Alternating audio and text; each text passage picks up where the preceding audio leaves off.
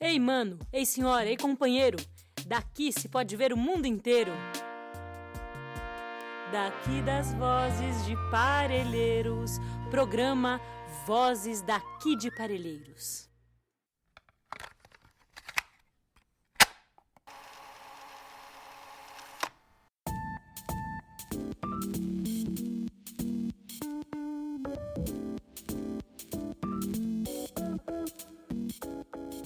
É através da leitura que a gente consegue se perceber cidadão e perceber que nós temos uma voz e que essa voz precisa ser ouvida e que a gente precisa lutar, e aí lutar não sozinho, mas lutar em rede. Ou seja, é o exercício da formação contínua da cidadania, do direito à leitura, que se expressa tanto na educação formal quanto em todas as expressões da cultura. Manter a chama da organização da sociedade civil, tá? Porque é ela que dá brilho para a coisa, que colore, que mostra a diversidade e que torna esse plano possível, né?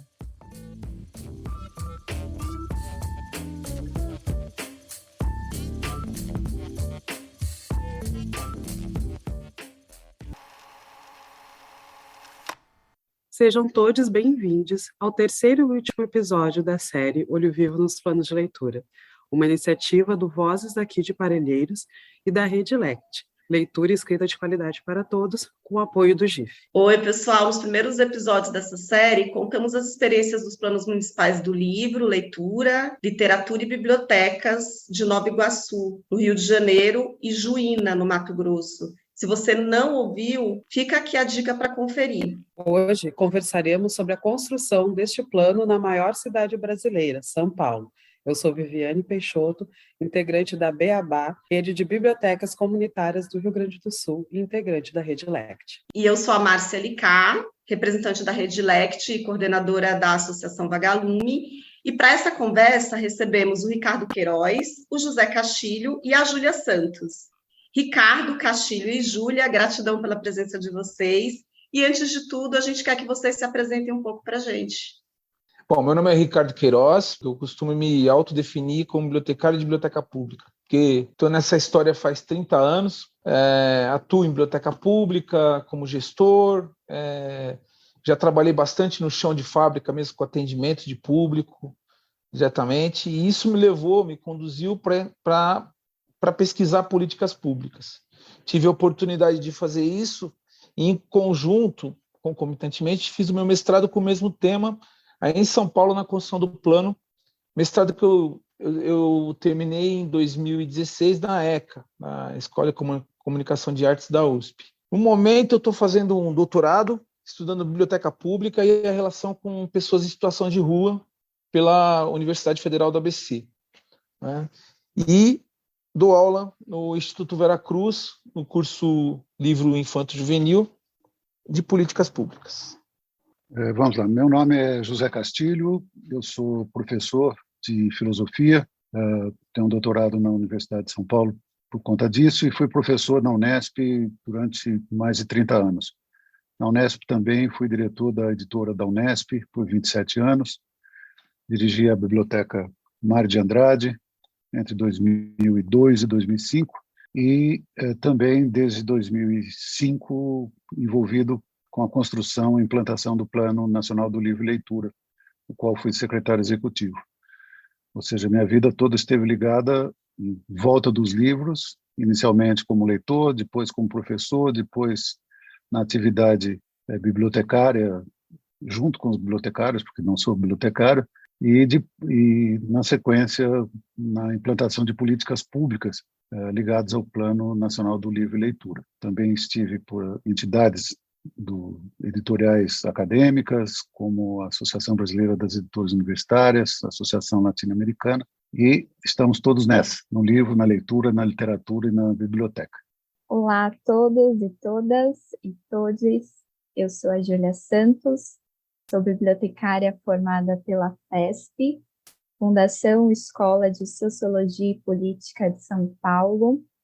Também atuo como gestora cultural e realizei o curso de Gestão Cultural pelo Centro de Pesquisa e Formação do SESC e também sou leitora e mediadora de leitura na Biblioteca Comunitária EJAC, Espaço Jovem Alexandre Araújo Chaves, que fica na Zona Sul de São Paulo. Também integra a rede RNBC, que é a Rede Nacional de Bibliotecas Comunitárias, e a rede Litera Sampa, aqui em São Paulo. Também foi conselheira do Plano Municipal do Livro, Leitura, Literatura e Bibliotecas aqui de São Paulo, no biênio de 2020 e 2021. Estou aqui com todos e todes para troca, para falar de livro, de leitura e de políticas públicas. Bora lá! Então, mais uma vez, agradecemos a presença de vocês. E nesse último episódio, nós vamos dialogar acerca da Lei 16.333, aprovada em 2015, que instituiu o PMLLB, né, o Plano Municipal do Livro, Leitura, Literatura e Bibliotecas da capital paulista. Uma vitória que envolveu muita participação e pressão social. Então, agora, retomo a pergunta para o Ricardo. Esse foi o tema, né, da tua pesquisa de mestrado.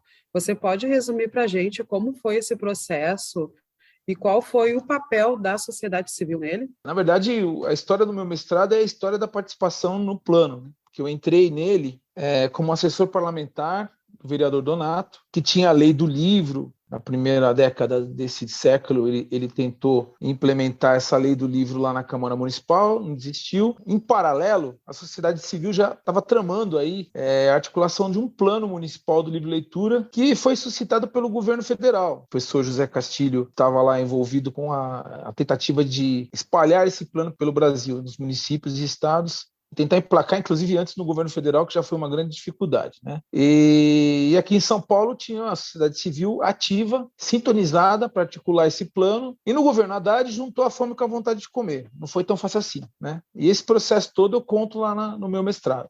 Você teve aí um protagonismo do pessoal do IBEAC, ligado às bibliotecas comunitárias originalmente, né? E aí foi juntando todos os atores diversos que atuam no livro e leitura. Bibliotecários, professores, jornalistas, mediadores, escritores. E tudo isso culminou no início de construção do plano, que foi 2014. Nós tivemos plenárias regionais, plenárias temáticas. Foi um privilégio participar desse processo, porque a gente atua em determinados nichos na área de livro e leitura. Bibliotecário fica no seu cantinho, professor no seu cantinho, escritor no seu cantinho, se juntam em dias de feiras e festas, né? Foi bom encontrar esse pessoal na hora do trabalho. A gente trabalhou junto durante muito tempo, teve muito conflito, isso que enriqueceu o plano. Teve uma atenção da relação entre Estado e sociedade civil, está presente na construção de políticas públicas, né? O fato é que o plano, todo o processo de construção foi concluído em 2015, a participação social foi fundamental para que esse plano se concretizasse, né? Pelo menos a lei se concretizasse, fosse votada, fosse sancionada pelo prefeito. Uma morosidade no final do governo Haddad fez com que o conselho fosse só eleito diretamente. Essa é uma das grandes qualidades do plano, é um conselho eleito diretamente pela população, né? Em 2016, e o plano hoje faz 6 anos, né? Hoje não, esse ano aqui vai fazer 6 anos, são 6 anos de plano. Pouca coisa se efetivou desse plano. Eu acho que é o que torna esse plano uma coisa muito contemporânea no contexto da eleição 2022, faz 6 anos que esse plano de São Paulo foi aprovado, pouca coisa se efetivou, o Conselho foi eleito, né? Então, gente, o plano de 2016 é assunto para 2022. Inclusive, estou lançando um livro, né, a versão papel, porque a versão digital já tem na Amazon, né, contando essa história para vocês. Bacana que o Ricardo já começou a falar um pouco aí, né, dos conselhos, né, então vamos, como dizia Manu Brown, voltar para a base, e daí a gente sabe que um dos avanços, né, da Lei 16.333 é que ela cria exatamente o Conselho Municipal, né, que vai ali vai ter essa participação popular, né, na cidade de São Paulo. Então, essa pergunta para o Castilho, por que é tão importante que todas as cidades brasileiras também tenham os conselhos, né, para poder ter essa participação da sociedade civil nos planos? Qual é, eu acho que muito importante também, a função dos conselhos? Perfeito, Márcia. A questão dos conselhos, que são participativos e decisivos, né, na condução dos planos, tanto foi assim no plano nacional quanto nos planos estaduais que estão acontecendo e nos planos municipais, é importante entender esse organismo como uma nova forma de fazer política participativa que foi inaugurada exatamente no Plano Nacional do Livro e Leitura. É importante lembrar que o Plano Nacional do Livro e Leitura, quando instituído em 2006, ele previu um conselho diretivo onde de 15 pessoas, 9 eram da sociedade civil e um grande conselho consultivo, que era exatamente aquele grande conselhão ligado ao livro, leitura, literatura e biblioteca, que, se não me engano, eram 35 pessoas. Então, nós tínhamos, desde o princípio, essa ideia de que a sociedade, junto com o Estado, é que pode fazer um Brasil de leitores e leitoras. Quer dizer, esse é o princípio da necessidade da existência dos conselhos. Você não está lá para ornamentar, não está lá para chancelar, não está lá apenas para criticar, mas é para fazer acontecer. E ele dá fundamento e dá realidade a esse alicerce, que é o alicerce de todos os planos que nós temos feito, tanto do nacional até o município, que é Estado e sociedade, junto com outro alicerce, que é educação e cultura. Quer dizer, se nós não tivermos esses alicerces para, sobre eles, erigirmos as reivindicações, as metas, os objetivos, fica muito difícil. Então, o Conselho é a garantia, é o fundamento para debater, aprovar, encaminhar as resoluções do Plano Municipal do Livro, Leitura e Literatura daqui da cidade de São Paulo, e assim como é praticamente em todas aquelas outras cidades e estados em que ele está sendo implantado. O Castilho trouxe, né, a parte da importância do conselho, e então eu aproveito agora para chamar a Júlia, que foi conselheira, né, representando as bibliotecas comunitárias no biênio 2020 e 2021, para falar quais foram as conquistas nesse período e quais os desafios que permanecem para os atuais conselheiros que assumiram em fevereiro deste ano. Bom, então eu vou começar pelas conquistas, porque eu acredito que desafios nós temos muitos. Então, das principais conquistas foi justamente a retomada da participação da sociedade civil e a eleição de novos conselheiros para atuação em 2020 e 2021, já que o primeiro conselho foi destituído, impossibilitando a participação da sociedade civil, e também a construção do regimento interno, que é um instrumento que orienta como esse conselho vai funcionar, como seus membros vão poder atuar, dando diretrizes. Então, foi fundamental essa retomada, porque aí a gente conseguiu, nesses 2 últimos anos, realmente ter um conselho do Plano Municipal do Livro, Leitura, Literaturas e Bibliotecas, e um conselho atuante. Então, outra conquista foi justamente a participação efetiva dos conselheiros, os representantes da sociedade civil, seja nas reuniões, seja em eventos, debates, diálogos e até mesmo em posicionamentos públicos. Então, vou dar um exemplo, nós tivemos aí recentemente sobre a taxação de livros. O Conselho foi lá, fez uma carta, uma manifestação, então nós estamos atentos. Então, assim, é muito importante que seja um conselho ativo. Além disso, a continuação também do conselho. Então, no final de 2020, nós tivemos uma nova eleição, né, para atuação em 2022 e em 2023.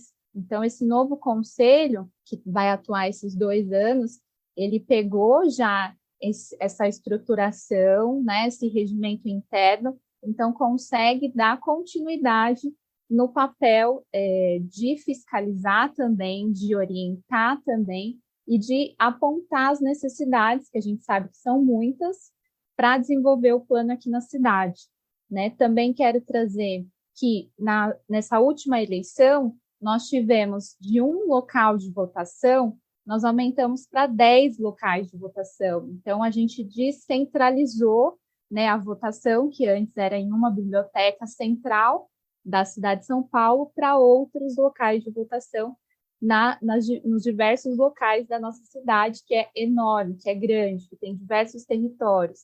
Os desafios, como eu comentei, são muitos, né, e não param de crescer, mas eu acredito que, fundamentalmente, manter a participação da sociedade civil no Conselho vai ser sempre um desafio, né, fortalecer principalmente os representantes da sociedade civil, porque a gente tem também os representantes do poder público no Conselho, Então, assim, ter esse diálogo, né, entre sociedade civil e poder público. Além disso, outro desafio é também a mobilização de recursos, ou seja, a implementação das metas do plano, ela depende fundamentalmente também de recursos financeiros, de aprovação, mas principalmente de execução desse orçamento nas metas que temos de curto, médio e longo prazo.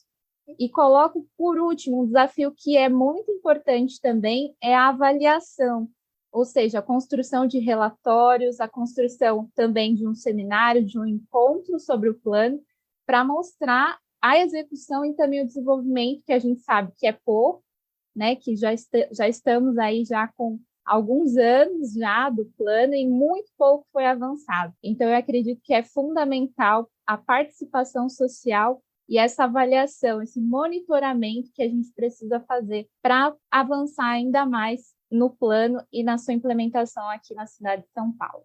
Muito bacana agora, trazendo a partir do recorte que a Júlia trouxe, né, que é um dos desafios, que é exatamente a gente pensar orçamento, né? Agora eu vou endereçar um pouco essa pergunta para o Ricardo, que é exatamente um dos grandes desafios para a implementação do Plano Municipal de Livro, Leitura, Literatura e Biblioteca de São Paulo, é garantir recursos no orçamento municipal. A gente tem que falar de dinheiro quando a gente fala de livro, de leitura e de biblioteca, não tem como não falar dessa parte que é um desafio que nos toca profundamente, quem está ali na lida diária nas bibliotecas, sejam elas públicas, sejam elas comunitárias. Então, esse ano, 100% do orçamento do plano foi cortado. Isso é muito grave, gente, é 100%. E sem dinheiro, como que está o incentivo a fomento à leitura na cidade de São Paulo? E daí é para você, Ricardo. Bom, a Júlia, ela ilustrou o que eu apenas citei, né? Que é a centralidade da participação social para que o plano exista, gente. Que o conselho é o plano vivo, através da participação popular. Essa participação popular foi fundamental, como eu já disse, né? Friso novamente. E o caminho que o plano trilhou passou pela sociedade civil, pelo parlamento e pelo executivo. Eu acho que um dos caminhos que, talvez, como hipótese, tá? A sociedade pode tomar, a sociedade organizada e a desorganizada, eu costumo falar esses dois porque as duas geralmente funcionam, né? Quando juntas, principalmente, viram uma potência, né? Tem que voltar para o parlamento, porque é no parlamento que se decide o orçamento, tá? É no jogo parlamentar que se decide o orçamento. A gente está no fogo aí de um dia após a eleição de 2022, né? Com os parlamentos eleitos, com lamentos para cá, saudações para lá, né? A gente teve avanços de um lado e muitos retrocessos de outros, né? Mas o caso do Plano Municipal de São Paulo, para que ele seja ativo, eu acho que a sociedade civil tem que começar a entrar em articulação com o parlamento, conversar, pressionar, porque o parlamento vai pressionar o executivo a partir de uma pressão da sociedade civil. Então, não só no dia de discutir o orçamento, mas tem um ano inteiro para a gente ir lá pressionar os parlamentares. E o plano, ele preconiza políticas públicas concretas ali. Do que está no plano, né? Que, a meu ver, eu acho o plano muito grande, ele podia ser mais enxuto, né? Porque o plano é uma parte do processo, se implementa através das leis, né? E quem vota as leis são os parlamentares. E eu acho que a pressão tem que ser feita diretamente no parlamento. Conversar com os parlamentares, tentar pautar na Comissão de Educação e Cultura questões relacionadas ao plano. Eu acho que todo mundo da sociedade civil, bibliotecas comunitárias, o pessoal de públicas, esse movimento que tem pelas escolares aí, que está forte, né, que precisa também chegar perto do parlamento, está chegando, já chegou algumas vezes, né, e outras coisas que estão invisibilizadas, né, as mais periféricas possível, e periférico é geográfico e é também temático. Isso tem que estar no parlamento. E não é estar lá no parlamento e pensar assim, mas com esse parlamento de direita a gente não vai conseguir nada.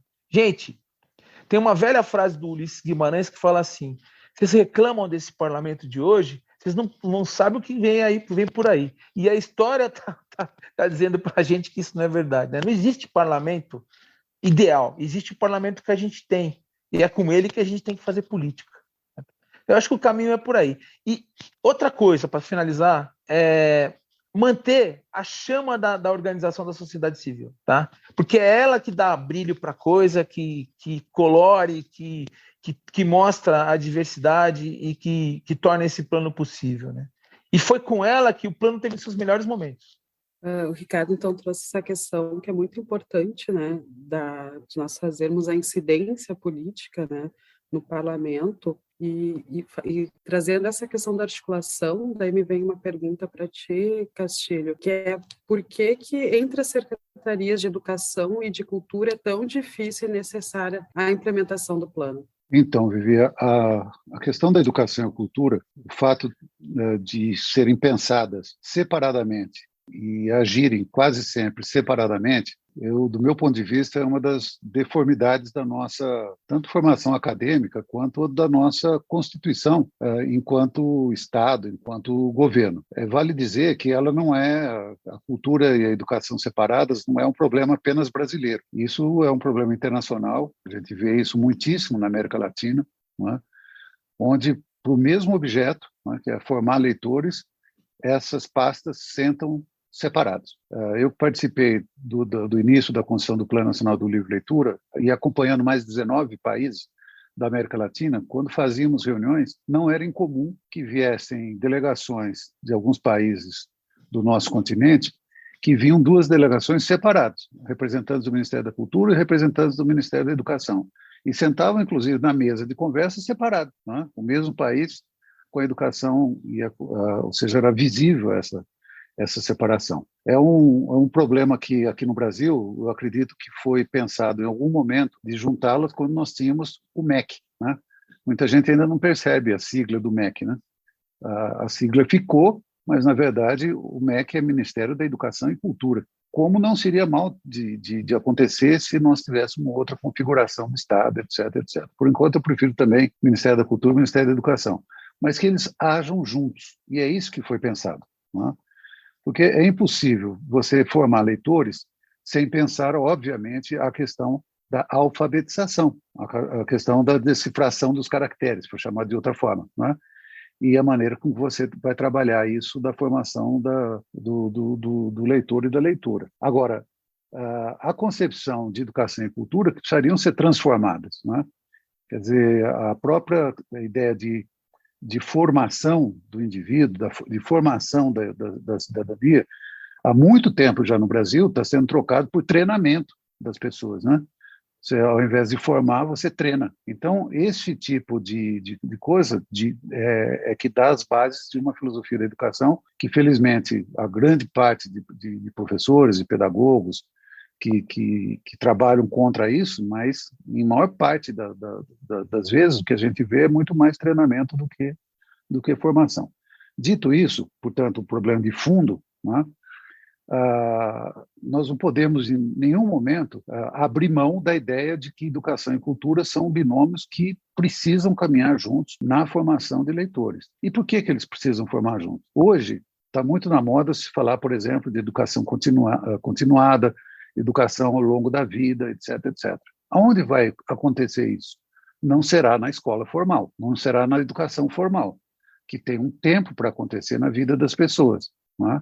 E nem todo mundo, depois de adulto, pode voltar para a escola para fazer um curso. Então, quando a gente fala de educação continuada, nós estamos falando, na verdade, de uma educação que virá nos aparatos, nos aparelhos culturais que a população tiver. Será nas bibliotecas, será nos centros comunitários, será em todos os apoios que a cultura fornece e tem condições de fornecer para a sociedade. Então, mesmo do ponto de vista prático, é fundamental que a gente pense que, se nós queremos formar leitores de todas as faixas, de todas as idades, de todos os momentos, e que isso é um trabalho contínuo, e a gente sabe disso, você não forma leitor e abandona o leitor, né?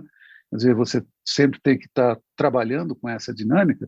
Isso só vai acontecer ao longo da vida se houver essa relação estreita, né? Não formal, mas, eu diria até filosófica, do ponto de vista de que ambas convergem para o mesmo caminho e o mesmo objetivo, que é formar leitores. Ou seja, é o exercício da formação contínua da cidadania, do direito à leitura, que se expressa tanto na educação formal quanto em todas as expressões da cultura. Ou seja, é um processo dinâmico que a gente tem que entendê-lo como um todo, mas que, ao mesmo tempo, nós precisamos do ponto de vista legal e do ponto de vista da aplicação prática dos planos, a gente poderia equacioná-lo dessa forma. A educação tem o seu papel, a cultura tem o seu papel, e ambos precisam conversar, inclusive estabelecer papéis do ponto de vista prático da administração pública desses planos. Mas é difícil. É difícil, mas quando a gente escuta vocês falarem, né, aquece o coração, né? É isso que leva a gente a sonhar e a gente está ativo. E aí, falar em sonho, né, gente? Bora sonhar. E aí eu queria chamar a Júlia, assim, para falar um pouco, assim, Júlia, qual é o seu sonho de implementação para o PMLLB paulistano? E se ele estivesse a todo vapor, se a gente tivesse com orçamento, se a gente tivesse com a participação do povo, se a gente estivesse dialogando melhor, né, com as instâncias públicas, como seria a leitura na cidade de São Paulo? Bom, vamos sonhar, porque sonhar é preciso e sonhar é esperança.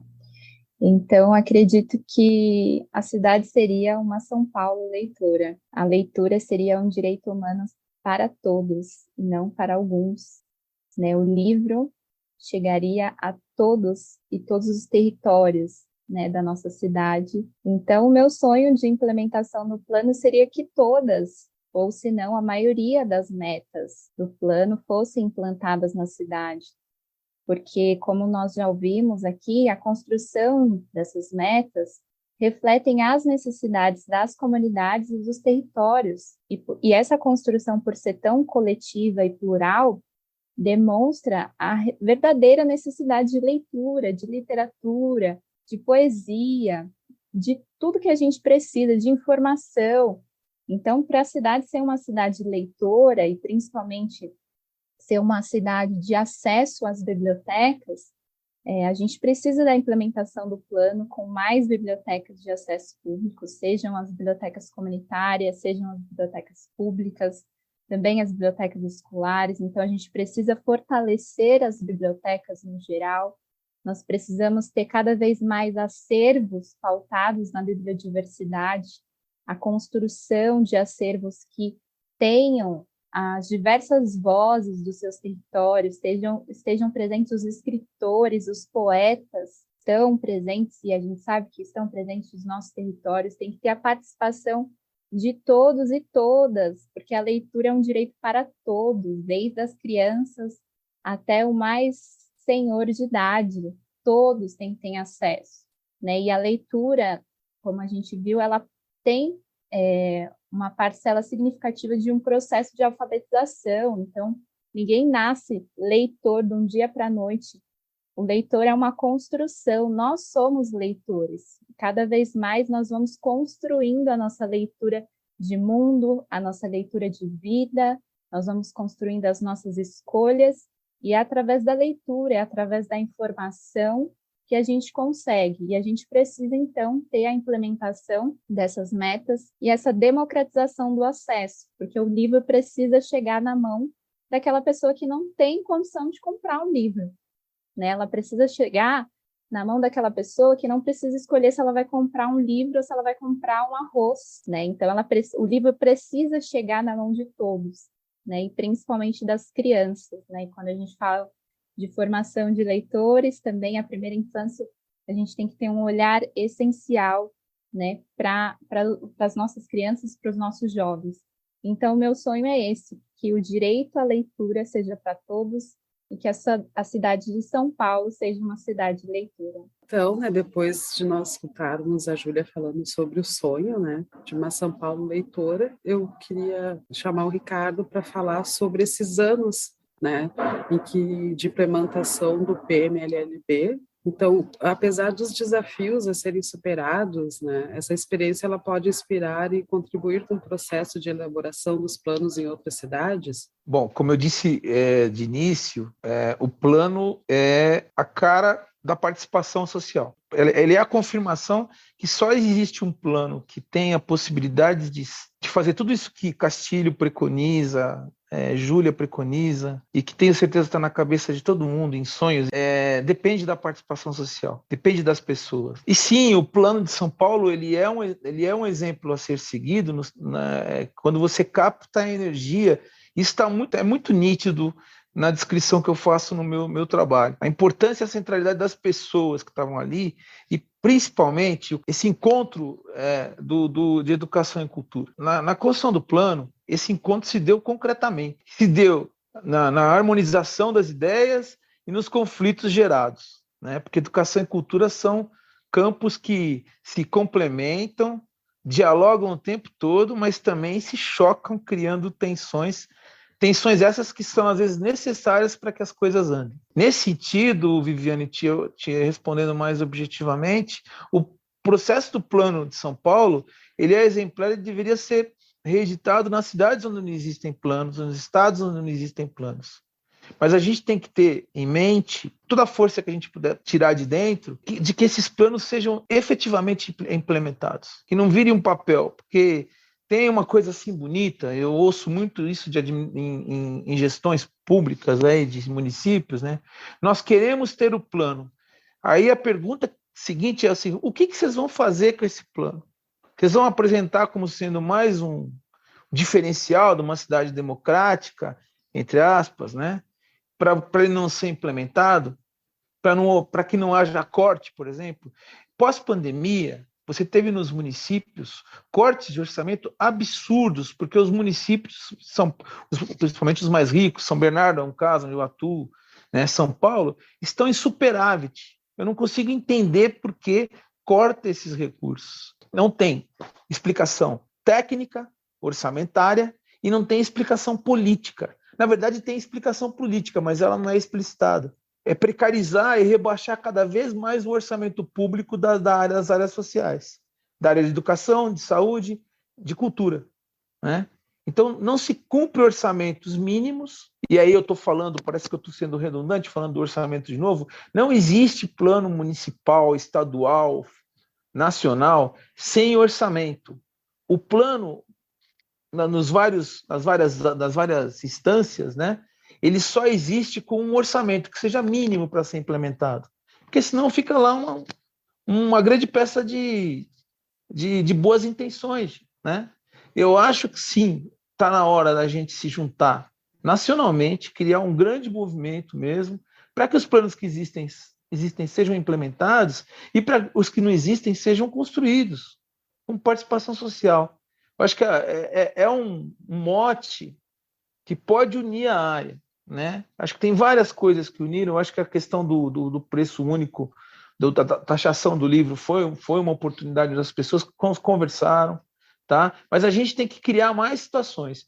E eu acho que hoje o que tem de mais prático na mão da gente são esses planos a serem implementados e a serem construídos nas cidades e nos estados. E aí eu acho que a gente agora também vem para uma pauta importante, né? Quando a gente fala também de mobilização social, mobilização comunitária, a gente tem tido cada vez mais um papel super importante e relevante da atuação da sociedade nas bibliotecas comunitárias, né? Que as bibliotecas comunitárias surgem exatamente dessa ausência das políticas de livre leitura com as comunidades organizadas ali em prol do livro, da literatura. E aí é muito importante também citar a RNBC, né, que é uma rede articulada de bibliotecas, tem 115 bibliotecas comunitárias.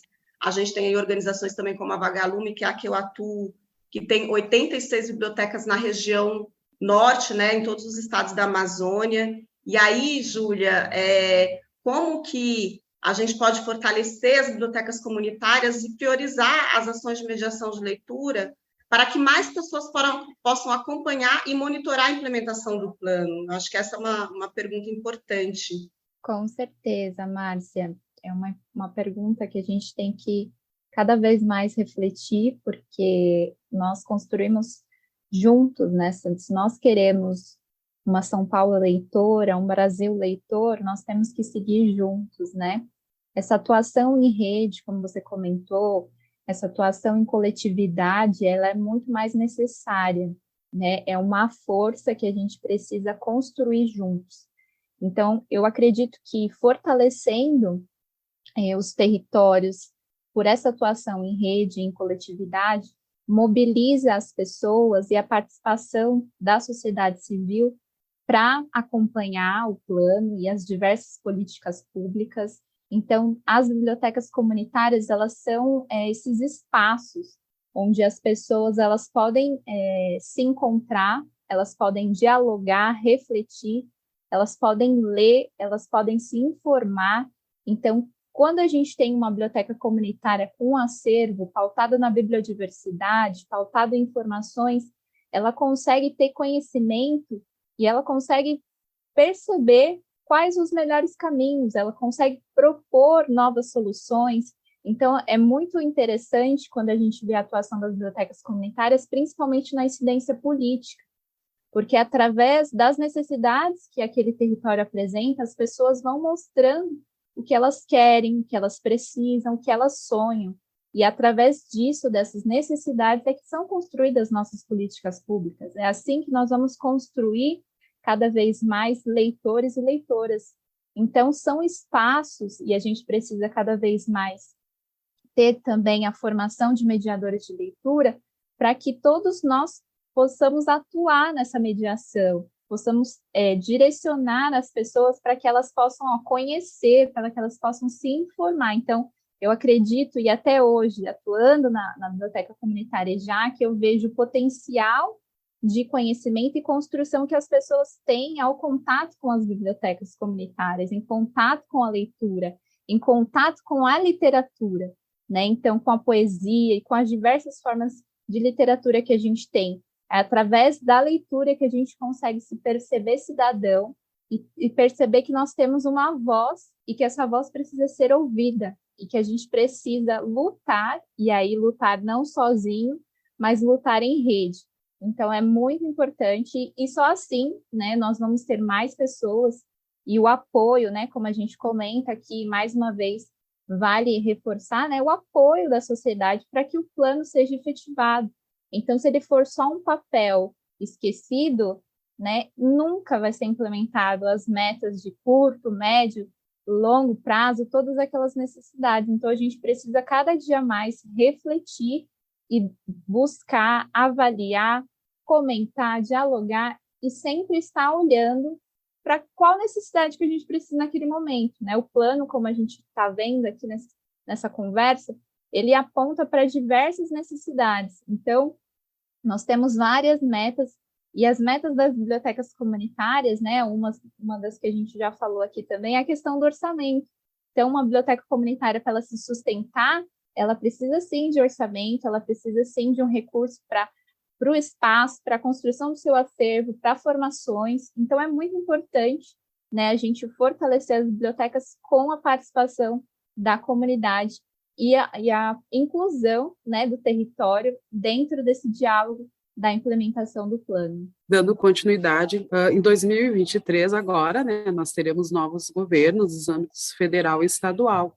Então, eu gostaria de perguntar ao Castilho como essas novas gestões poderão apoiar os municípios, como São Paulo, a constituir e implementarem esses planos. Boa pergunta, Vivi, porque eu acho importante a gente compreender que os planos, da maneira que estão espalhados pelo Brasil, tanto os planos estaduais quanto os municipais, e num momento em que o Plano Nacional do Livro e Leitura está sepultado no governo federal já há mais de 6 anos, né, é importante a gente entender que uma retomada eventual de um Estado que se preocupa a fazer políticas públicas inclusivas terá total importância novamente na retomada não apenas de apoio aos planos que já existem, mas também de incentivo àqueles estados e aquelas cidades que não lograram ainda fazer seus planos. Uma política pública inclusiva, ela só acontece quando você tem governos democráticos de fato, né? Quando você tem um ambiente de democracia inclusiva que possa desenvolver essas políticas que vão conversar e que vão falar para a maioria da população brasileira. Não é o caso atualmente, como todos sabemos, né? Então, a gente depende de uma retomada de governos estaduais e do governo federal numa situação de inclusão democrática que está faltando agora. Isso seria fundamental para que as coisas pudessem acontecer, não é? Eu já tive a oportunidade, muitas vezes, de debater, não só aqui no Brasil, mas também na América Latina, sobre essa questão do ambiente político. Não tenhamos a ilusão que, se nós não tivermos governos democráticos e inclusivos, as coisas ficarão, no mínimo, paradas, do ponto de vista das políticas públicas. Isso ressalto, mais uma vez, né, que o fato de um governo paralisar um plano não significa que o plano fica paralisado, não é? Porque quando a sociedade civil o assume, e vocês sabem muito bem disso, que são protagonistas disso, mas quando um governo para, a sociedade organizada, principalmente a turma do livro, da leitura, da literatura, das bibliotecas, segue adiante. É o que a gente tem visto no Brasil, com a criação de planos estaduais e planos municipais e mesmo a reativação de planos estaduais. Falo para vocês prestarem um pouco atenção no que está acontecendo no estado de Pernambuco, por exemplo. Está sendo muito interessante já o movimento do plano estadual que está acontecendo agora. Então, dito isso, eu ressalto que em 2023, num outro momento mais promissor, eu acho que são duas questões que precisariam ser feitas. Primeiro, é fazer acontecer a lei da Política Nacional de Leitura Escrita, a Lei 13.696 de 2018. Por que precisa acontecer? Porque essa luta que demorou mais de 10 anos de todos nós para que a lei acontecesse, essa lei institui o novo Plano Nacional do Livro e Leitura decenal, né? Que vai colocar metas, objetivos para 10 anos e que vai estar se baseando na lei. Esse plano, necessariamente, será mais pragmático. Ele pode estabelecer metas.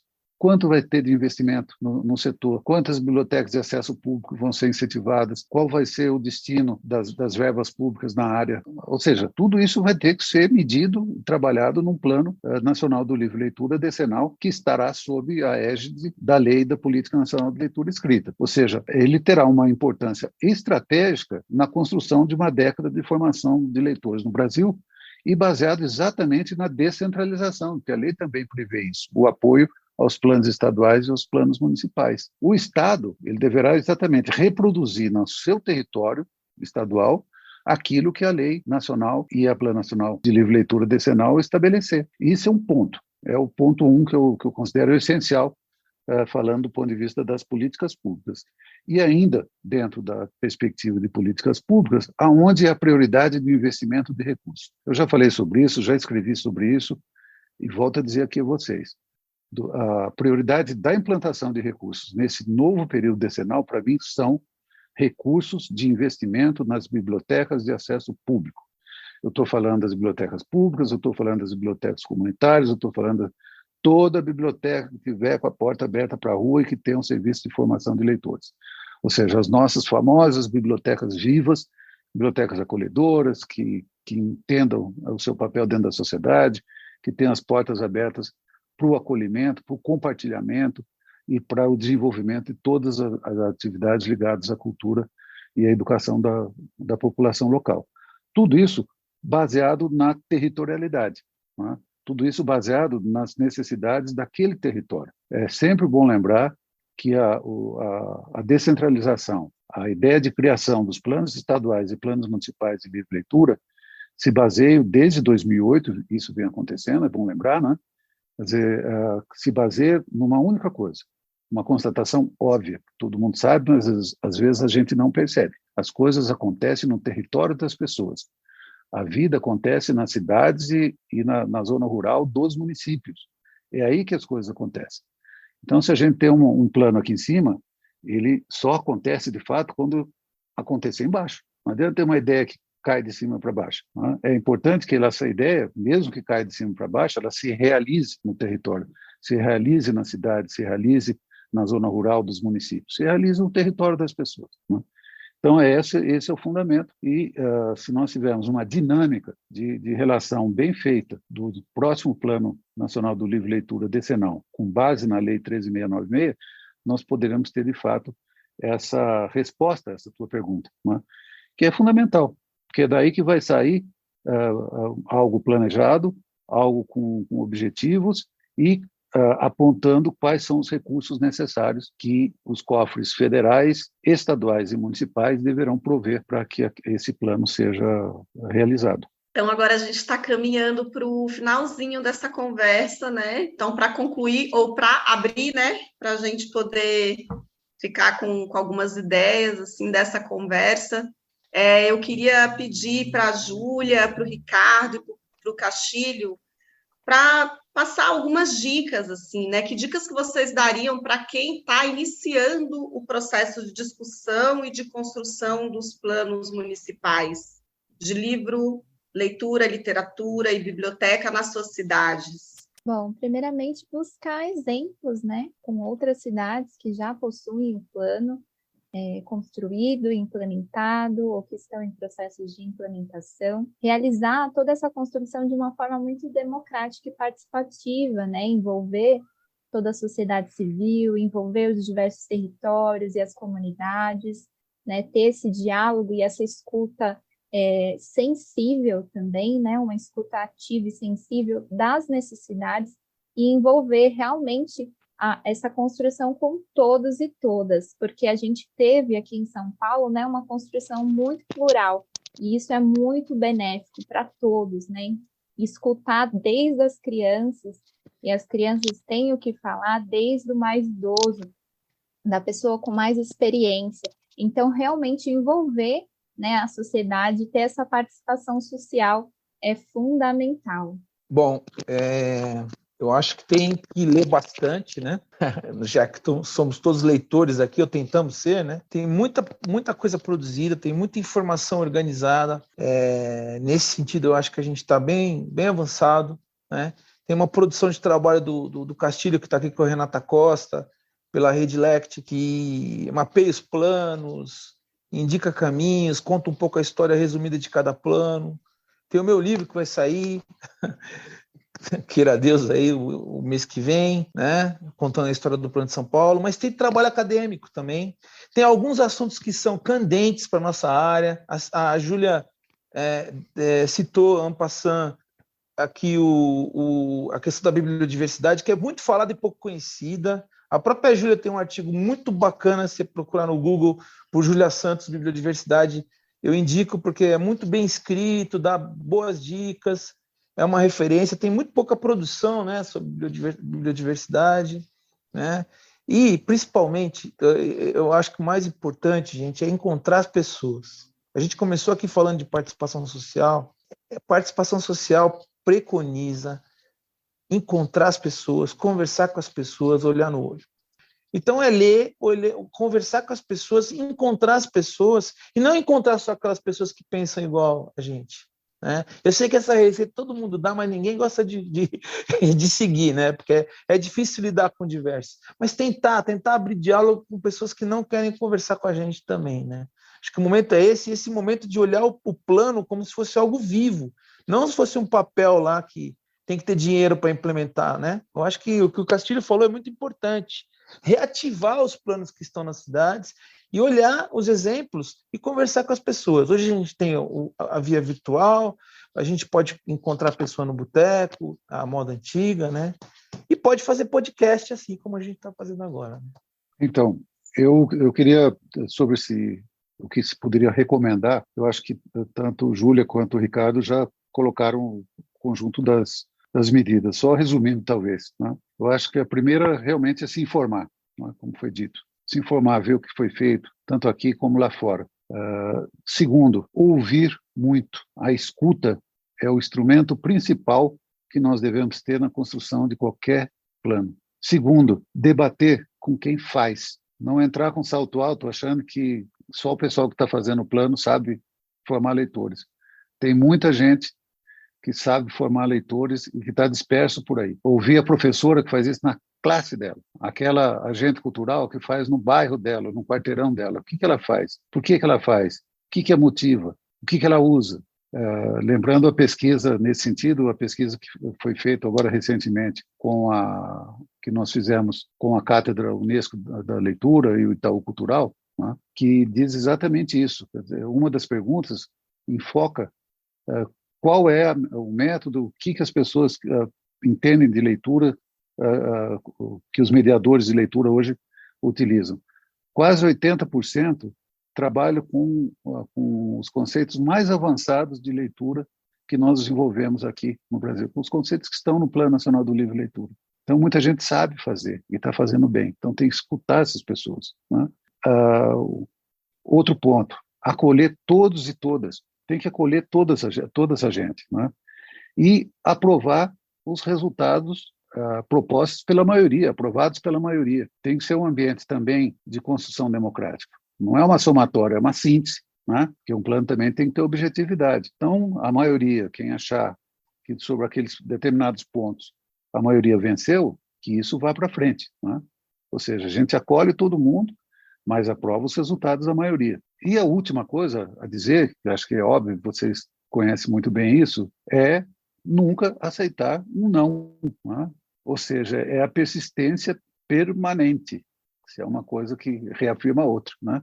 É persistir de maneira permanente, porque não é uma questão fácil, não é uma questão óbvia para as pessoas e nem para as autoridades públicas, mesmo dentro da área da cultura e da educação.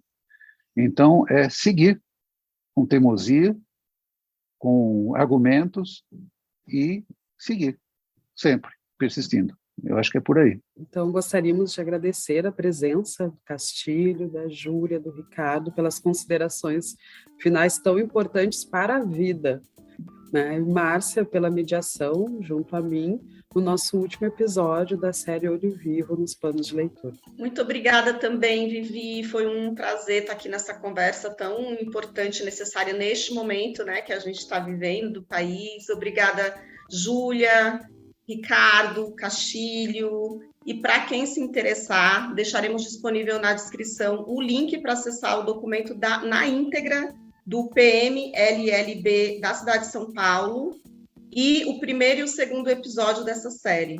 Muito obrigada.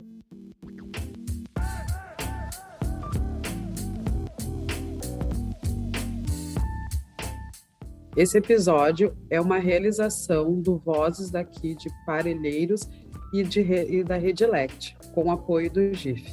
Conheça a Redilect acessando o site redilect.org.br.